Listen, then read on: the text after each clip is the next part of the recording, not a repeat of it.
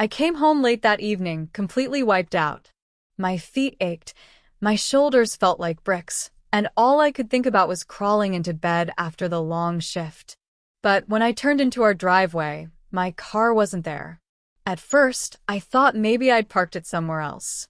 Maybe I left it on the street? I checked. Nothing. The curb was empty. I looked in the garage. Nothing there either. My chest tightened.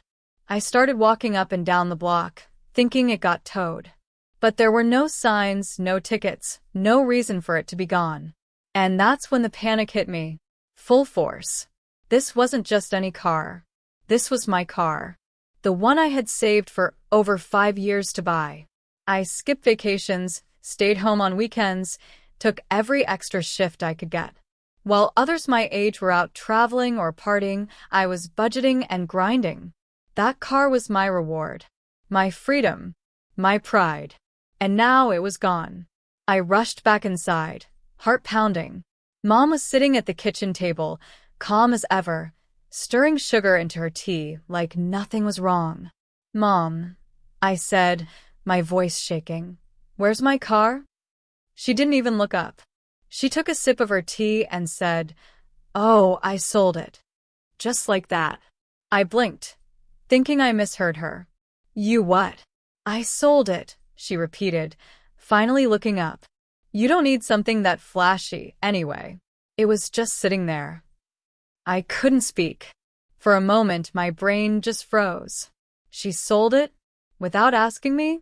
My name was on the title. I paid for every cent. I took out no loans. I didn't owe anyone a dime. It was mine. "You sold it?"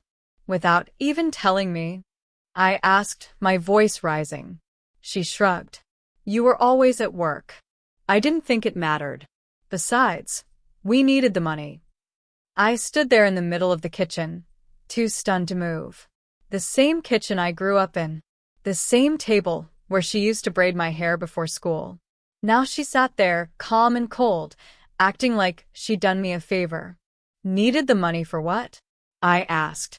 She didn't answer, just gave me that look. The one that always meant, "Don't question me." I clenched my fists so hard my nails dug into my palms. Flashback sequence begins. I remembered the first time I saw that car online. Midnight blue. Sleek. Perfect. I printed out the picture and stuck it on my wall. Every time I wanted to quit, I looked at that picture. 5 years. That's how long it took. I skipped movies. Ate noodles every night.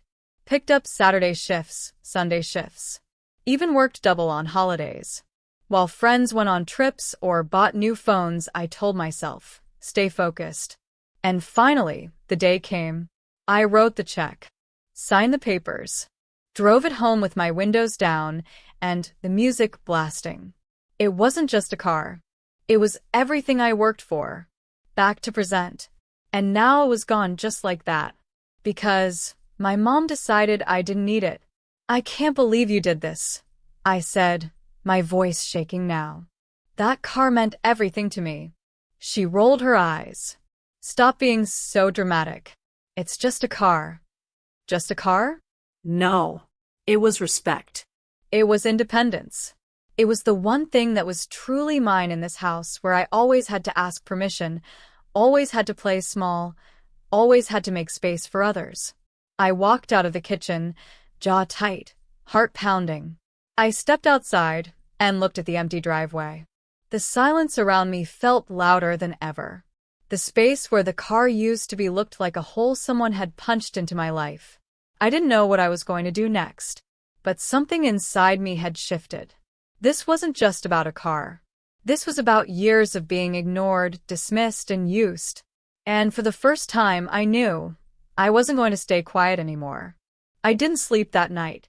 I just lay there, staring at the ceiling, trying to understand how my mom could do that to me. The more I thought about it, the more it hurt. Not just because the car was gone, but because of why she thought it was okay. The next morning, I tried to stay calm. I sat at the kitchen table across from her. "Where did the money go?" I asked quietly. She didn't even pause. She said it like she was reading a grocery list. I used it to help your brother. I blinked. What? His credit cards were maxed. He's been under a lot of stress. You know how hard things have been for him. I couldn't believe what I was hearing. She didn't sell my car for groceries. She didn't sell it to pay rent. She sold it to bail out my brother. Again. The same brother who hadn't held a job in years. The same one who always made excuses, always got a free pass, always ended up with Mom's sympathy no matter how badly he messed up. Mom, that car was mine. Mine. And you used the money to clean up his mess? She sighed, annoyed. You're always so selfish. Family helps each other. Selfish? Selfish. I wanted to scream. I wanted to flip the table. But I didn't. I just sat there, my hands shaking, heart racing. This wasn't new. I just hadn't seen it clearly before. Flashback sequence begins. When we were kids, he broke everything, toys, electronics, promises, and somehow I always got blamed. Once, he failed 2 classes and blamed it on my loud music. She grounded me for a week.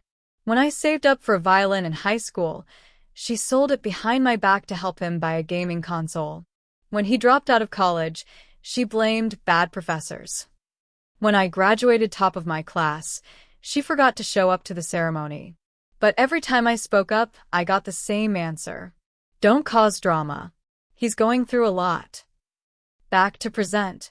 I looked at her that morning, really looked at her. She didn't see what she did as wrong. She felt entitled to my things, because in her mind, everything I had was something I could spare for her favorite child. It hit me like a punch in the chest. This wasn't about the car. It never was. It was about being invisible, being treated like a backup plan, like a resource, not a daughter. She stood up and brushed past me like we hadn't even had a conversation. Like I was the one making a fuss. And I sat there frozen, angry, hurt. But something inside me started to harden. This time, I wasn't going to let it slide. This time, I wasn't going to smile and be the bigger person. Because what she did wasn't love. It was control. It was favoritism. It was betrayal. And I was done pretending it didn't matter. After everything, I needed answers. I went to my room, shut the door, and pulled out the drawer where I kept all my car documents. The registration, the insurance, the receipt from the dealership. Every piece of paper had my name on it, not hers. I wasn't just mad anymore. I was determined. She didn't just cross a line. She jumped over it like it never existed. And for once, I wasn't going to let it go. I drove to the dealership the next morning in my friend Carla's car because I had none of my own anymore.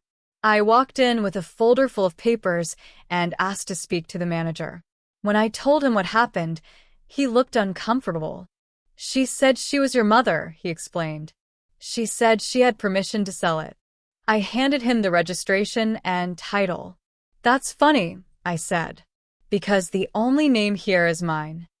He flipped through the documents, and then his face changed. She signed her name on the bill of sale, he said quietly. She forged your signature. My stomach turned. She hadn't just made a selfish decision. She'd committed fraud. He apologized and said there was nothing they could do now that the sale was final. I left the building shaking, not from fear, but from clarity. I went straight to the police station. The officer behind the desk listened carefully. I showed him the documents.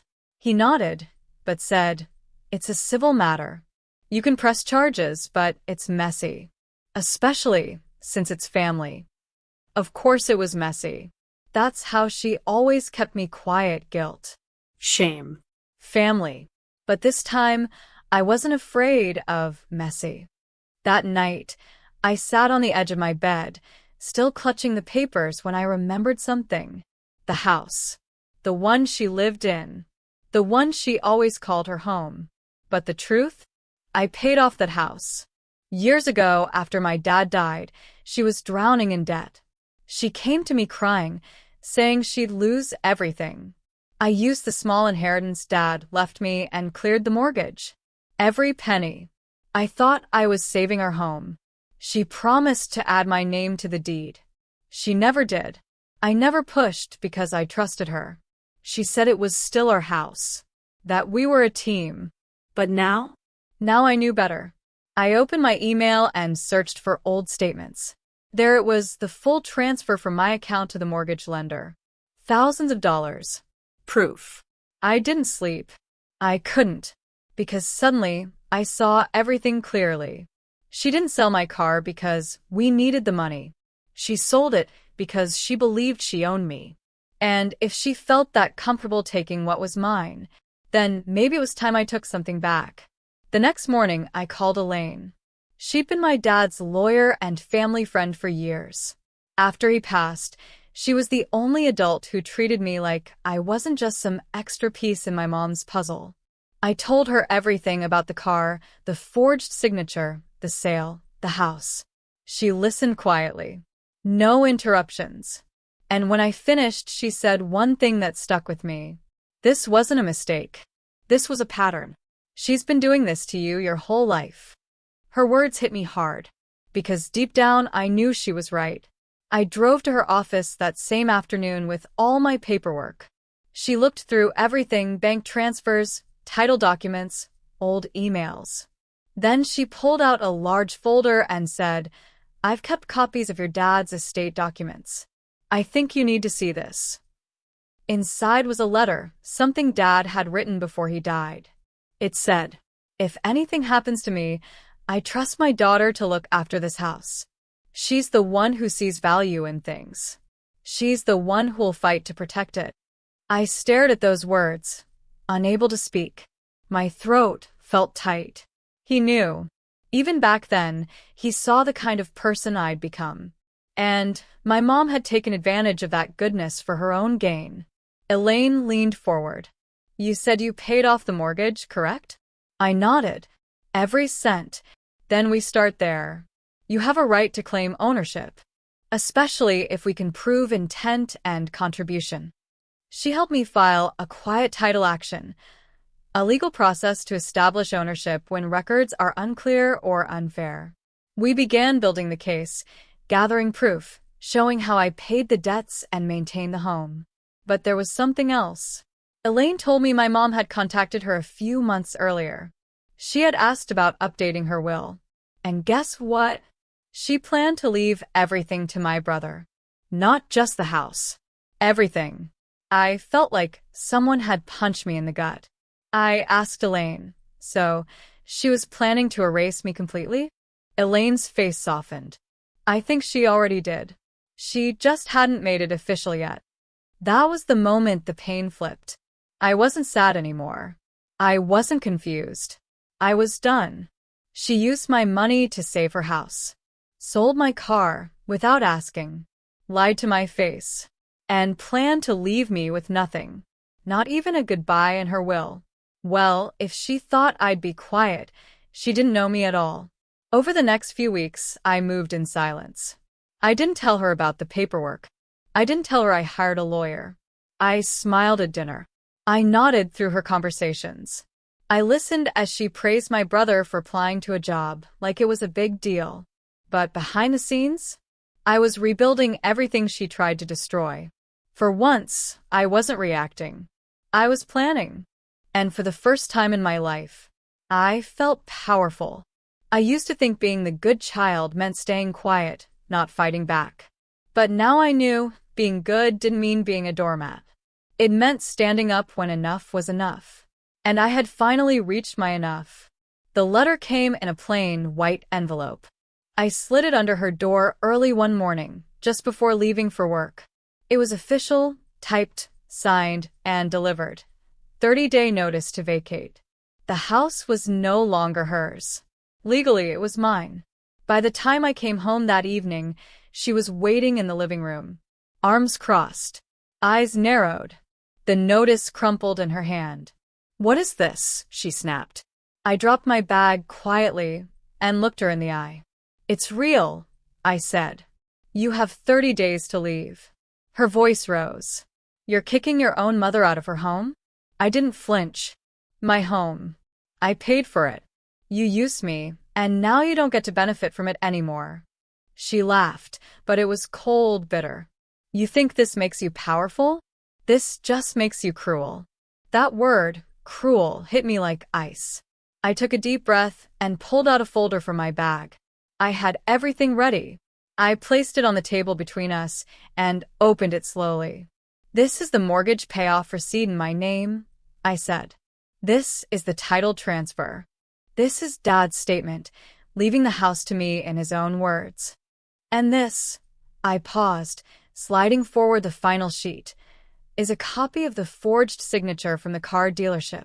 Her eyes flickered. You lied. You stole. And you planned to leave me with nothing while handing everything to my brother, I said. You didn't expect me to fight back. But here I am. She dropped the crumpled notice on the floor. This is revenge. No, I said, my voice calm now. This is protection. Of myself. Of everything I worked for. You made me feel small for so long. But I'm not small anymore. She didn't say another word. Just walked past me, into the hallway. A few minutes later, I heard her on the phone calling my brother. I didn't need to hear the words. I already knew what she'd say. Look what she's doing to us. She's ungrateful. She's heartless. But I didn't care. Not anymore. That night, I sat at the kitchen table alone. The same table where she had once said, "You don't need something that flashy anyway." The same table where I used to help her with grocery lists or fold laundry or beg for just a little bit of space to be seen. Now, finally, I had claimed that space. Not with shouting. Not with tears. With truth. And the truth was, this house never belonged to her. It was built on my sacrifice. And I was done letting her live in it like I didn't exist. She waited until the very last day. Boxes sat untouched in the living room. Her clothes still hung in the closet. It was like she thought I'd change my mind. Like she could wear me down the same way she always did, with silence, guilt, and cold stares. But this time I didn't budge. I gave her a polite reminder that morning. Calm. Respectful. The movers will be here by 3, I said. Please be ready. She didn't respond. Just looked out the window, sipping tea. That same, tired cup. At 2:50, my brother showed up. Stormed in like he owned the place. His voice was sharp, loud. You're throwing our mother out? What kind of person does that? I didn't argue. I didn't try to explain. I just handed him a copy of the title, my name right at the top, and said, "You're welcome to help her pack." He looked at the paper, scoffed, then tossed it on the floor. The movers came right on time.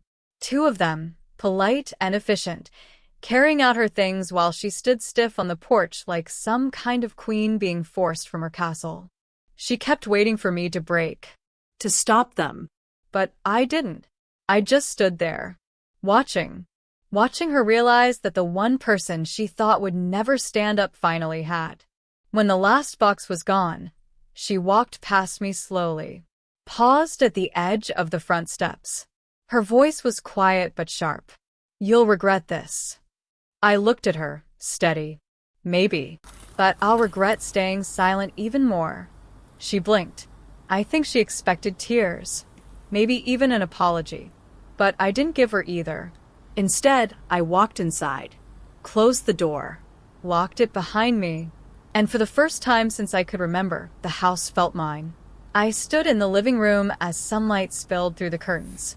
It looked different now. Quieter. Still. Like it had been holding its breath all these years, waiting for me to finally show up.